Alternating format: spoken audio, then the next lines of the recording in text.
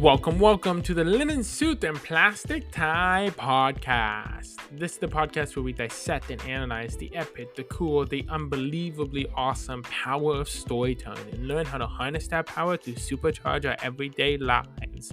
I'm Gaurav. And I'm Kevin. Kev, is cunning a bad word? The way I learned it, it's been used as a negative descriptor.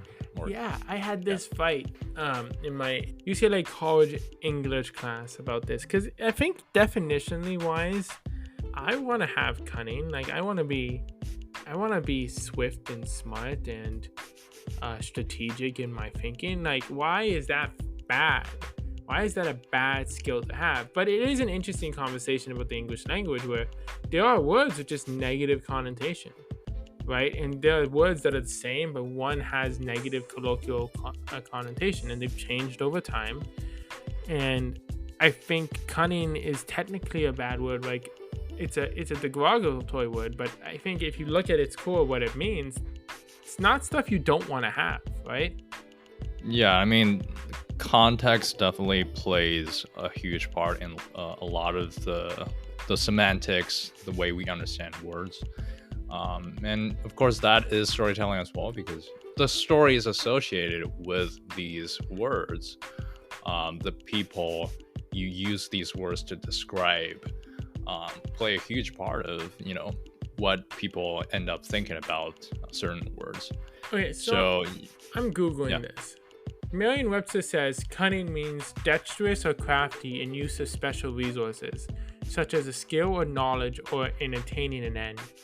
Or another definition is characterized by wiliness and trickery. See, this is what I'm saying.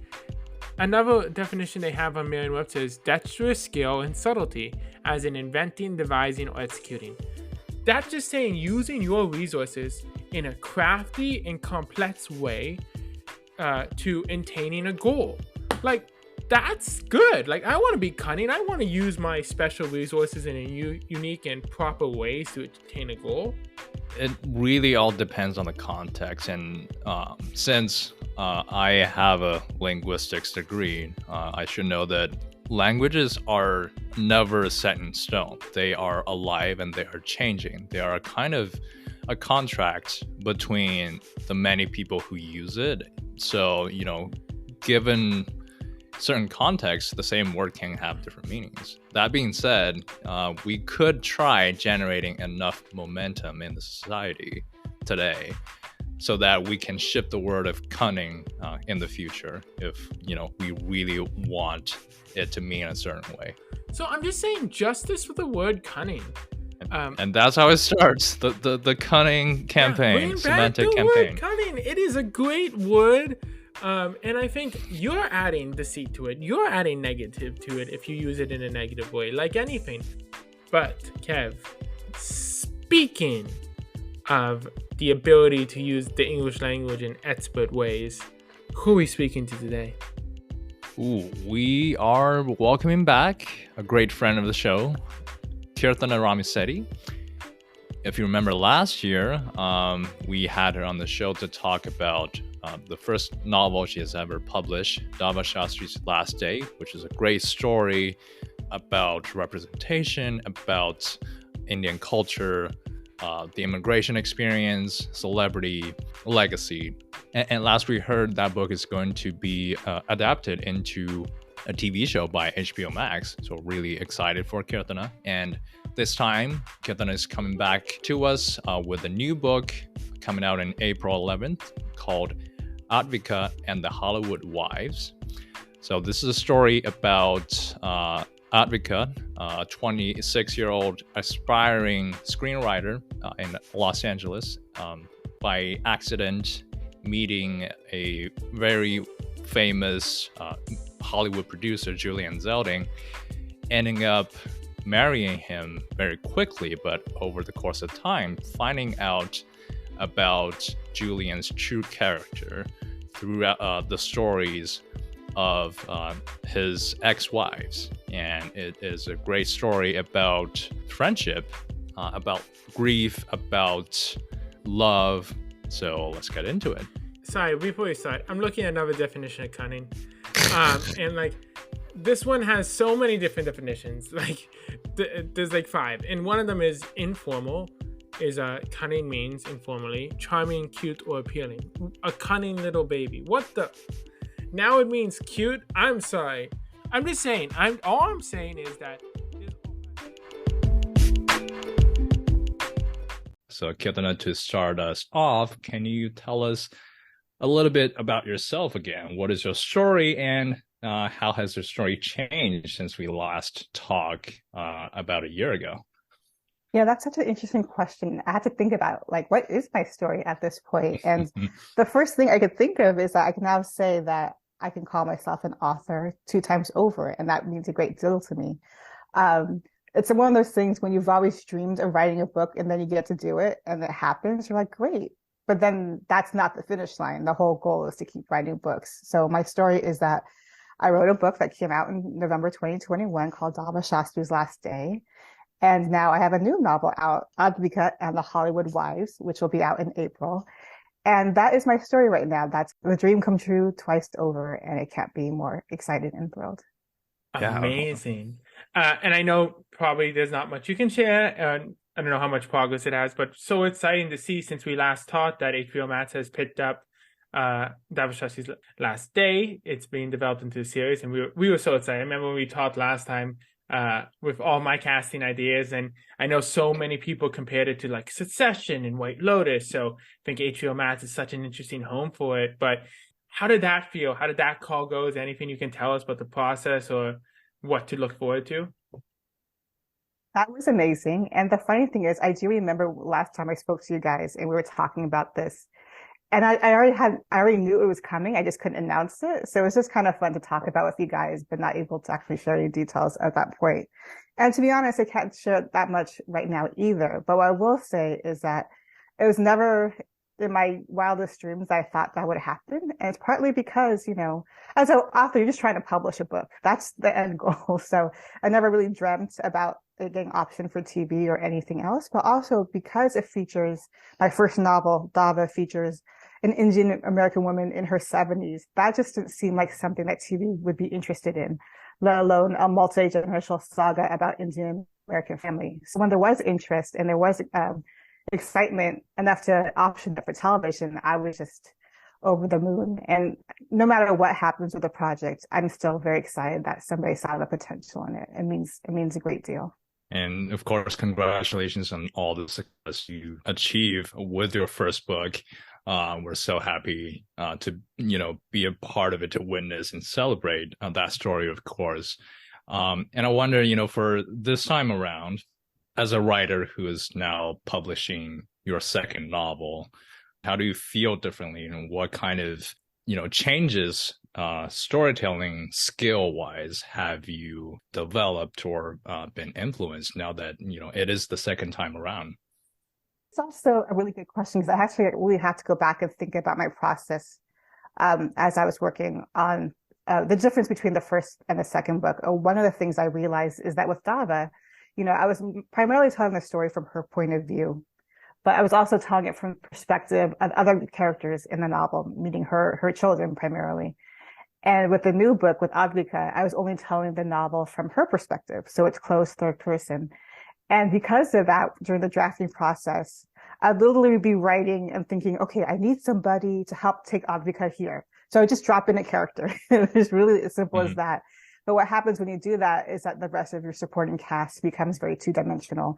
And they're not very interesting because I'm literally inserting them into the story as I need them. And so I had to go back and really think about who are my characters besides my main character and make sure they have dimensionality and that they seem that they have a life outside of the course of what's happening during the course of the novel.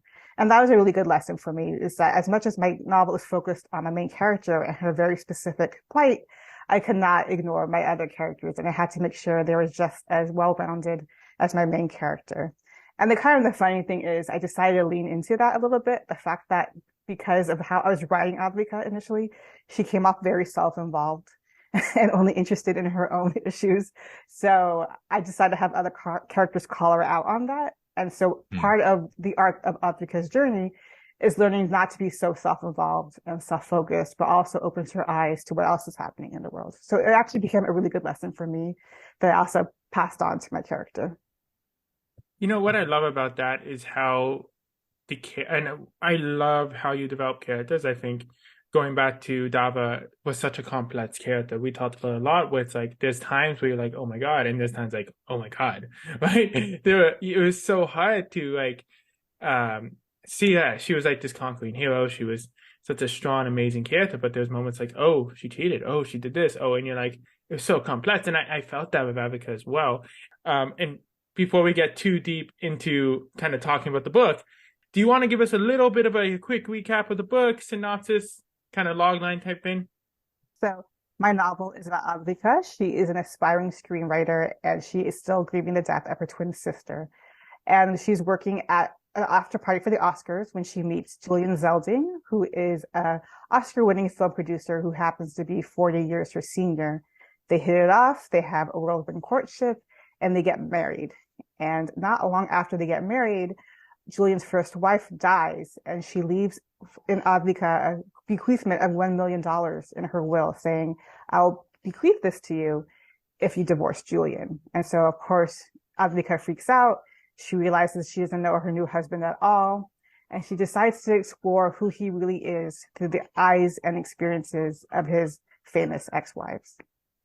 One of the very interesting about this book is it is a story based in the city of Los Angeles, which, of course, Gaurav and I have both lived in for quite some time at this point. I will jump in real quick before you finish the sentence. There was moments where like I'm sitting in West Hollywood reading this book in a coffee shop. I'm like, oh, she's like, I remember I was reading the first chapter. I was in West Hollywood at this random coffee shop, and I was just sitting there, and it's like, oh, we're talking about the Chinese theater, and we're talking about the Dolby as like these monuments.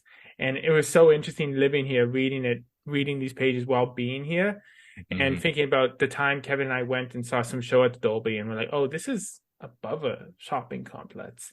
This parallelism with Los Angeles of the glitz and glamour is so fascinating, and it was great to kind of be in it while reading your book. And not only the landmarks, but there's also like a lot of quirks of the fun parts of LA, the, somewhat annoying parts. So yeah, just kind of want to hear from you. What was it like for you to integrate the city or Hollywood into your story? What led you to this choice, and how does that affect how you develop the story once you decided on the setting? Once I decided that Advika was going to be a screenwriter, it made perfect sense for her to be based in Los Angeles, especially when I decided that this would start at the Oscars and she would meet her future husband at the Oscars. I just thought, well, this is definitely an LA story. And that was fun for me because, as you guys know, I went to UCLA. I also grew up in Orange County, so I'm very familiar with Southern California. And I like that there's so many distinctive parts of Los Angeles, and I could use that to tell this story. And in some cases, actually use my own memories. For example, when Advika is telling Julian how much she likes that Hollywood and Highland exists, because there's a Hollywood now that people who come to visit, they can take them to. And that was basically based on something from my childhood. Like, we used to have people come and visit us in Southern California, and they want to go see Hollywood. And at the time when I was growing up, there wasn't much to take them to. You would take them to the Hollywood Walk of Fame, maybe show them the sign in the Hollywood Hills, but there's not something that said Hollywood.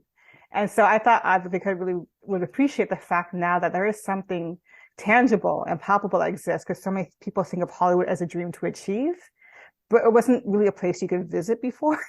And now it kind of was. So it was really fun just incorporating some of my aspects of growing up in Southern California into Advika's story. Yeah, and I'm going to avoid bashing Hollywood, but we've been here a long time now, and there's this parallel of the city, where everyone's like, oh, the glamorous Walk of Fame. I'm like, it's not glamorous. Oh, Santa Monica, it's not glamorous, right? There's these ideas of Hollywood of like I think there was this idea I was trying to get at how Hollywood often sets the tone in a lot of ways for media and representation, because it's created in this little bubble that's seen as very glamorous, right? And that elevates to the country. And I think this was something I was thinking a lot about this image of like the perfect person, or this like Hollywood image and branding that's reverberated. And I think that's another thing why representation is so important in Hollywood and stories like this, because when you take it to the screen, because it's not just the people in your state, towns and states and worldwide will see this. And I don't know if there's a question there, but this is a thought I had. It was a really interesting thing for me to have Los Angeles be such a central role in this novel compared to Dava, which primarily took place on a private island that I made up. It was a fictional setting. LA is definitely not fictional. And what was so interesting to me is that I feel like Advika is such an insider and an outsider at the same time, which is what I was hoping to capture in telling her story and specifically setting it in LA, because she is a person who's grown up her whole life in the Los Angeles area. She also attended UCLA.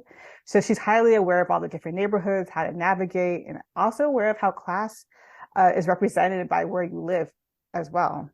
So she's so well versed in being a Los Angelino, but at the same time, she's also an outsider, because as someone with Hollywood aspirations, she's always on the outside looking in, wishing she could be a part of something that has never been traditionally open to her. So I really feel like Los Angeles plays such a pivotal role in who she is. It kind of gives her a base in terms of her family and her friends. That has always been a comfort to her for a long time. And when that gets stripped away from her with the death of her twin sister, she is flailing and she is lost, which is why she clings to her Hollywood aspirations even more. This book incorporated some very interesting elements. I remember when I first opened it, one of the very first pages says that it's, dedicated for friends like mine and siblings like yours. So I wanted to get into that a little bit, this story of friendship, because as much as Advika, has put herself into an isolated and all alone situation, there are times where she's not. And of course, Olive and the Okies are relationships that have really developed throughout the stories as well. And we see a lot of not only support from the friends, but also the absence of support at times, which I thought was, very interesting and educational, just on that impact of the importance of friendship and support. So can you tell us a little bit more about the friendships in the book?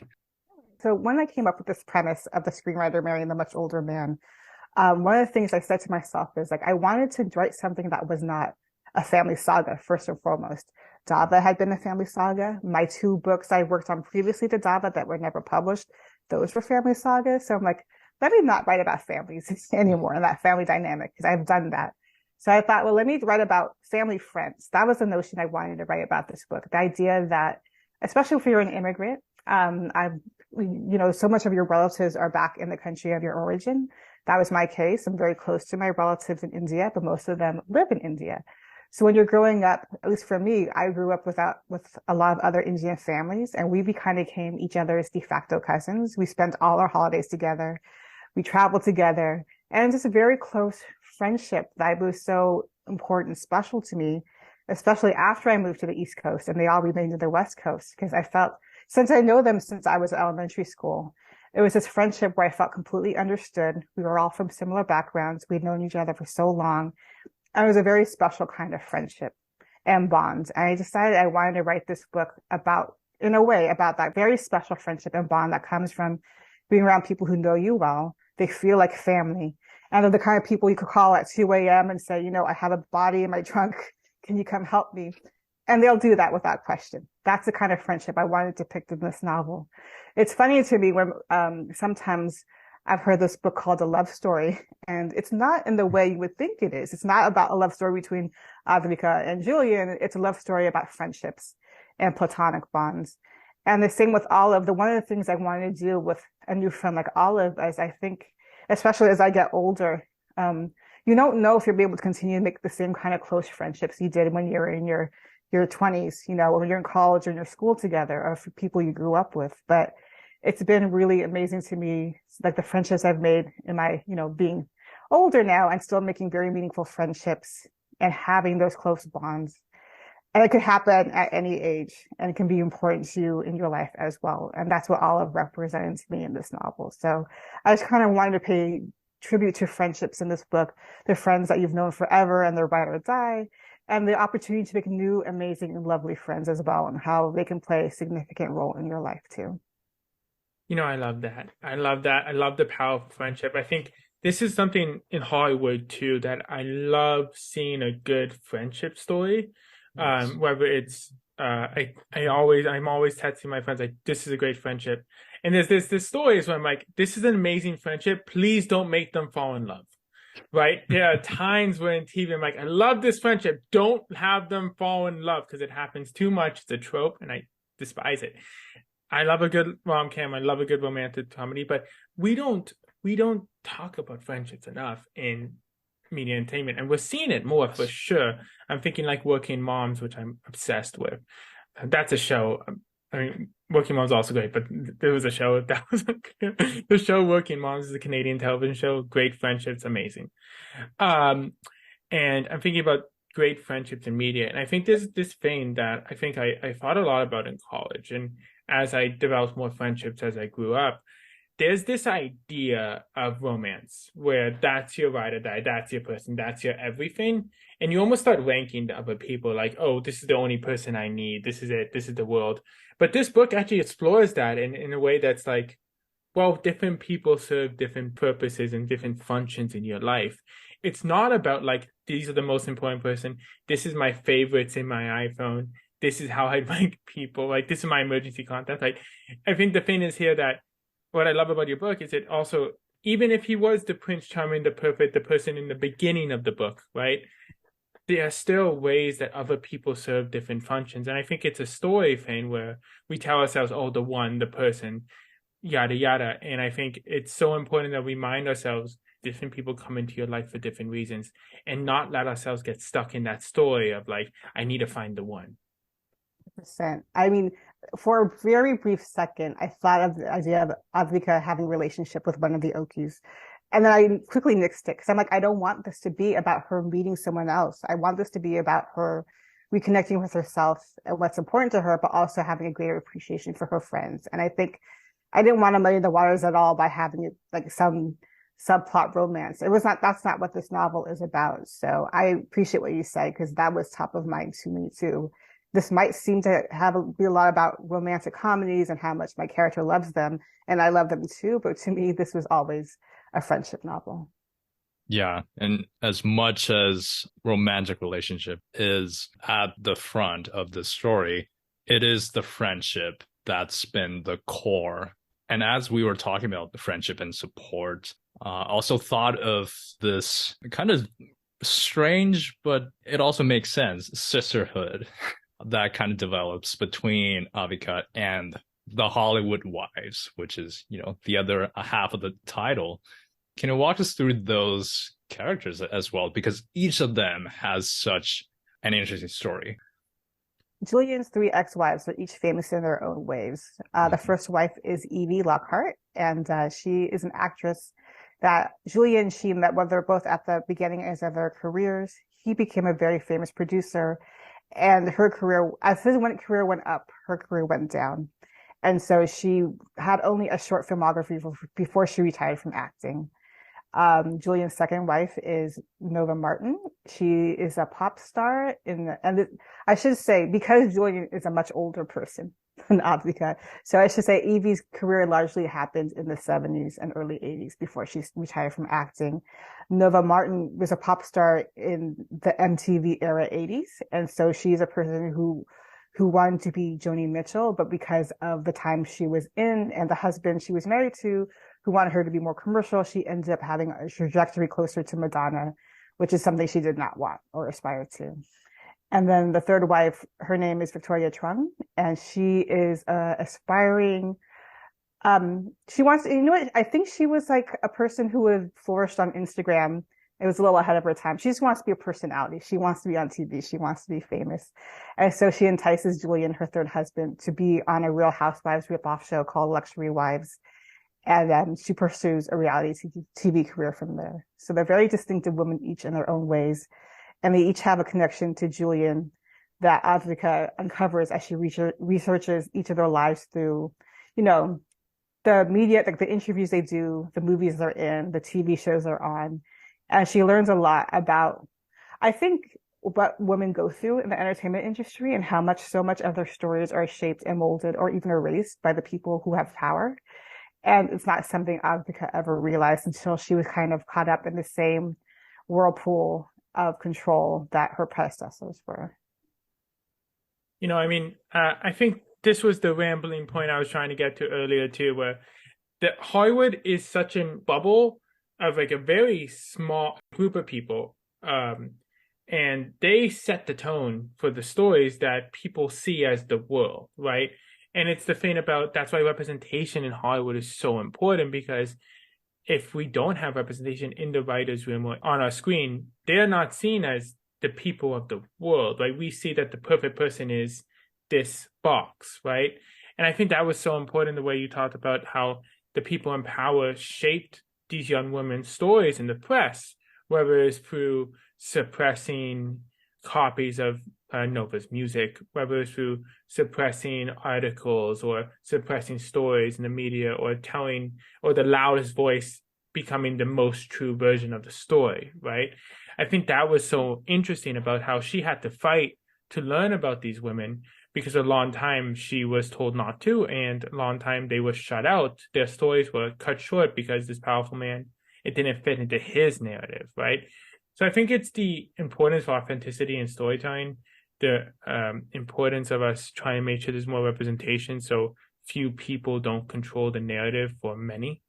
And I think that was such an interesting talk about Hollywood as a whole, because this one man shut off the voices of these really interesting and diverse women.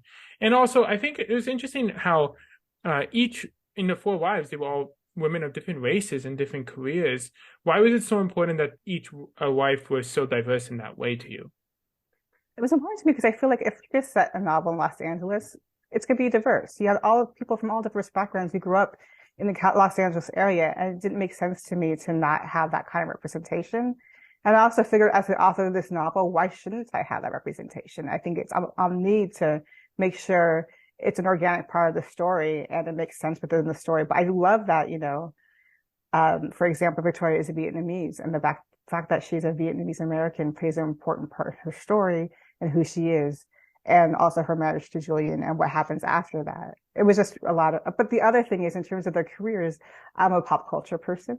And honestly, this novel was inspired by watching Real Housewives of Beverly Hills. So it made sense to me when I thought about the idea of like giving this famous film producer famous ex-wives. One of them had to be a reality star because I love the Real Housewives. But I want to explore the idea of what it meant to be a musician in the 80s when you're fighting against the grain of expectations. And with Evie, I thought it would be interesting because we've seen it so many times, especially in the post-Me Too movement. You would see an actress in so many movies. They would be everywhere and they'd just be gone and disappear. And we didn't have an understanding why they were gone and what happened to them. And sometimes we're told stories about, oh, they were difficult on set, as an example, or no one liked to work with them. And then the real story comes out. And again, it's the stories that we're told versus what actually happened. And usually, sometimes it had tragic dimensions of what really happened to them in their careers. So for me, the opportunity to give them different careers let me explore different aspects of what it'd be like to work in that career. And also, I'm a pop culture fan, so it was just fun diving into the different elements of all those different careers too. Yeah, and they're such big and important characters, and it was so amazing to see how she viewed her story through their story, and how, because of the different moods she was in, she had different perspectives on their story. And I think this is so important about us as humans as well, in storytelling and hearing other people's stories, that one day it can be very dismissive, one day you can be really annoyed with something, and the other day say, oh, you see it with a different perspective. So I think empathy is huge here, because taking time to understand them as best as she could was so important to her life, right? And I think there's so many different characters in this book. There's so many big stories with the wives, and you had to build up kind of the Julian and Advika love story, and then integrate the wives, and then all to the climactic ending and things like that. How do you go about pacing this book or pacing these stories? How do you know when to bring in which wife, when to go a little bit deeper, when to end? Like, what was that process like for you? So this novel, unlike the first novel, which I worked on for several years and before I submitted it to agents and then editors, the second novel I sold sample chapters and a synopsis. So it was different in the sense that I had an idea of how the novel would begin through those first chapters, and I also had an overarching idea of the entire plot from beginning to end.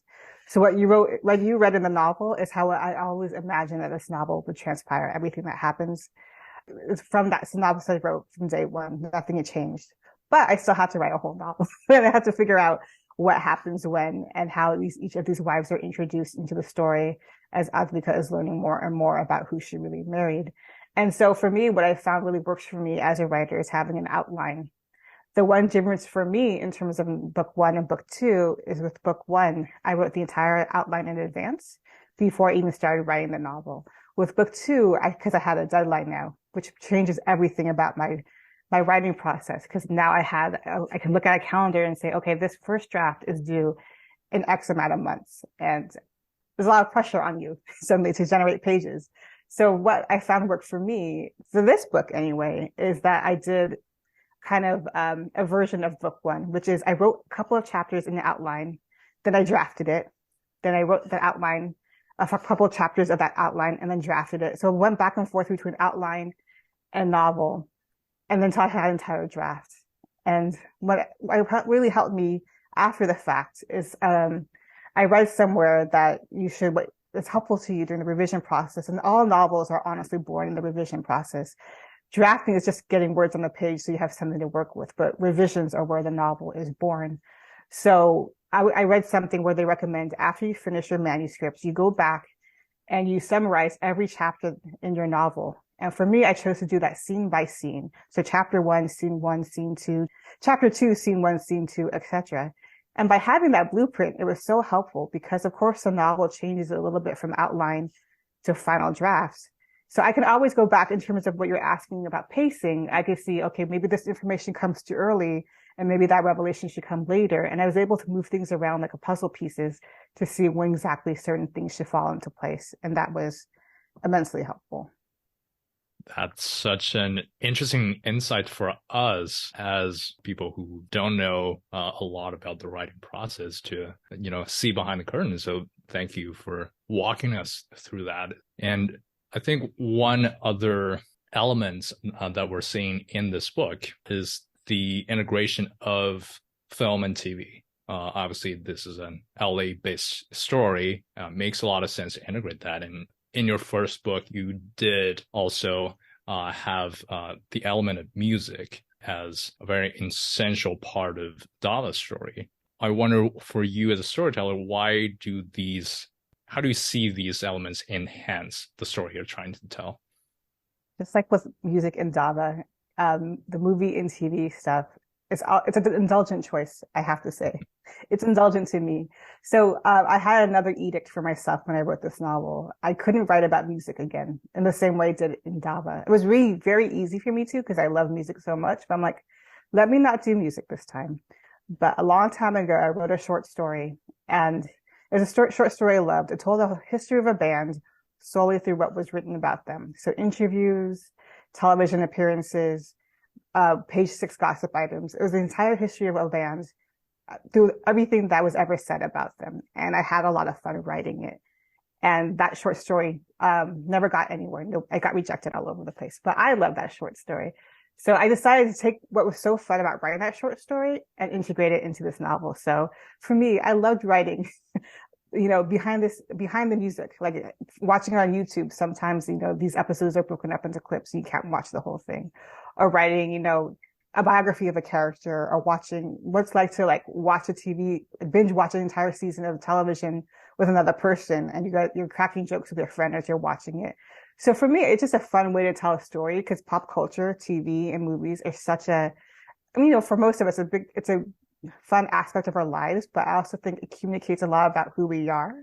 For example, if a friend recommends a Spotify playlist to you, or it says, hey, you should go check out that movie, that tells you a lot about who they are, what's of interest to them, but also what they think about you and what they think, hey, I think my friend might like this too. And it says a lot about their relationship to you as well in terms of But here's the thing I liked, and here's the thing I think you will like too.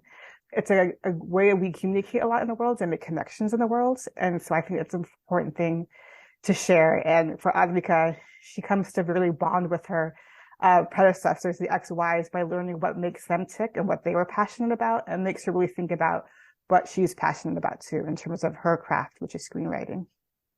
It took me a couple chapters to realize that the chapter titles were romantic comedies or romance movies, which was embarrassing. But as soon as I started, I'm like, oh, 10 Pins Ahead of you. I see it. But I loved that you did this again. And we talked about this in our first episode of you about interweaving music to invoke emotion for the people who knew the music, but at the same time, you could still understand it if you didn't. I think the same thing with the movies here, where there's actually little Easter eggs. If you knew the movie, if you knew the reference, it's a little bit deeper, but it still works.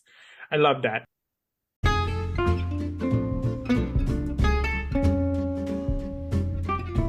To be mindful of your precious time, we have a closeout segment called Suspenders. It works like this. We ask you a fun random question that's unrelated to anything, and you can give us any answer you feel like. Question of the day is, if you could have any fictional creature as a pet, what would it be and why?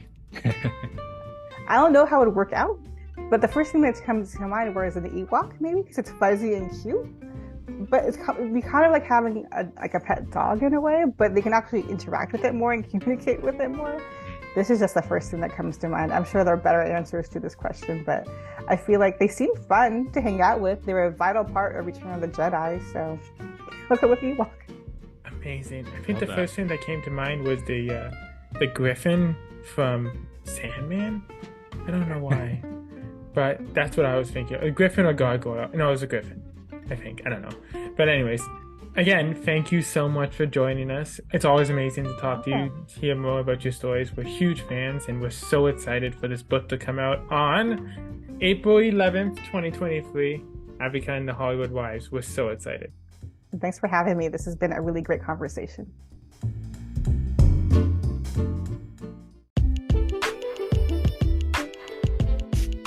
Welcome back to Top Hat. This is the part of the episode where we dissect and analyze some of the cool learnings we got from this week's expert storyteller. And this week, we welcome back the amazing Kirthana Ramisetti back to the show to talk about her new book, Advika and the Hollywood Wives. Yeah, Gaurav, in this book, for you and I, are very interesting to read because it is based in the city of Los Angeles, and we both lived here for a bunch of years, so we can... City of Angels. Yes. Definitely see, not only the glamorous parts depicted, but also some of the, very strange but very true quirks of that city. And it's a really interesting city for sure. I think every city is so unique in their style and their pace and their energy and their goals. And it really shapes how you experience it and what you do in that city. Absolutely. And, with LA is obviously a very diverse city, and of course Hollywood entertainment and the show business is a very central part to the identity of LA. That's what Advika's story is about as well. She's an aspiring screenwriter. She met her soon-to-be husband at an Oscars after party. She is an outsider of show business trying to get in. So the choice of the city really makes the story, lively and believable. Yeah, and you talk about identity there, which is really key. Your identity, because cities do have identities, and your identity is affected deeply by that city. Like when you're in tech and working in San Francisco, there's this kind of energy of it that other people around you are in tech. And kind of the superstars in that city, the gods of the city of San Francisco, are the tech billionaires, right? It's similar to Hollywood, where like you go in a coffee shop, you see a lot of script writers or struggling actors, and the gods of the city is the kind of the Hollywood elite. And this is seen in so many different cities and so many different goals. And when you move to a city, like I'm moving to the big city to explore my dreams, because that's where the opportunities are. That's where the VCs are for tech. That's where the studios are. And even in this post-pandemic world where you can now work virtually or work from home, and you're spending more time at home, and you don't actually have to move to a city for a certain job, these cities still have identities, still have these resonancies that greatly affect your goals and greatly affect the ambitions and the opportunities you have. So I think it's such an important concept for her book, where she explores the city of Los Angeles and how the main character living there, Advika, how living in Los Angeles, the images she sees, the people she talks to, the environment she's in, affects the decisions she makes in her career, not just in her passion for screenwriting, but the decisions she makes in her life. It's really important, and it's a really interesting idea of the stories your city tells, right? The stories the people around you in a city tell, the different stories that are being told when you travel. So I think this is a really good exercise for everyone. Ask yourselves what stories your city tells. What are the people they're fighting for? What's the general kind of vibe, storytelling of your city? And then when you travel to other cities, ask yourself the same question and see the differences. See who moves where to explore which stories. And it can greatly help you kind of define what you value in your life, why you value in it, and if you're in the right place. Another, I think, very interesting topic is this story, or this, very overarching storyline of friendship, how friendship is represented in Hollywood or in film and TV in general. Yeah, and I think I love a good friendship story. There's so many romantic romance stories, and there are some amazing friendship stories too. Chewie and Han, Nick and Schmidt, Joey and Phoebe. There are some really truly great friendship stories. But I think one of the worst things people can do with friendships, writers can do, is when they make them fall in love. There's so many great friendships, right? They're amazing. I know that they're two people of the opposite sex. I know they're both heterosexual, but please, please, please don't make them fall in love. Please. I mean, it perpetuates that story that you can't have female friends, right? Which I think is total BS, by the way. But and some of them are so frustrating. Like, I think a very clear one is Joey and Rachel. I'm like, why are we doing this? Just because they're both straight and they're in the vicinity of each other? No, don't do this to us. Like, come on. And I think it's this idea, this concept that another concept that I hate, that I rally against, is the like you complete me story, or that like the epitome of relationships, or like the only thing that matters is finding love. And I think this book, what it does really well that some stories don't, is the reminder that different people serve different roles in your life. Yeah, it will be a lot of unrealistic expectation to put on one single person too, for that the one narrative. And friendship is its own thing. It's not the intermediate romantic relationship. Romantic relationship is not the next level of friendship. We can have both friendship and romantic relationships. This has been another episode of the Linen Suit and Plastic Tie podcast. If you like our content, make sure to subscribe and follow us wherever you listen.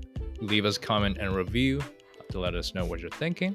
Follow us on Instagram and TikTok at LSPTpod.